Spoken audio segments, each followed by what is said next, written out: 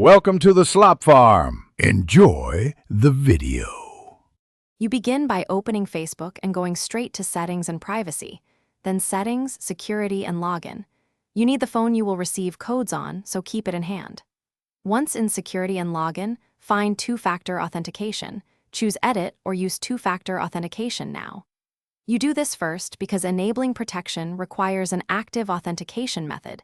This step links Facebook to your device and prepares the account to accept codes. Make sure you are logged into the correct account before continuing.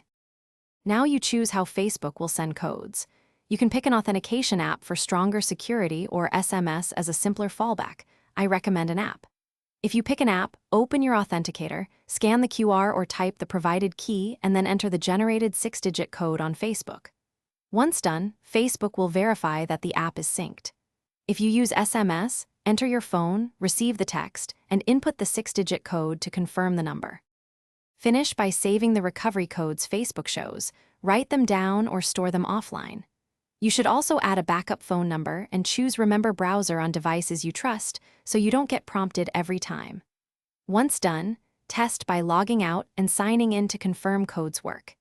If something goes wrong and you cannot receive codes, use those saved recovery codes or the account recovery flow immediately. They are the only reliable way to regain. Thanks for watching. Consider subscribing if we helped you today.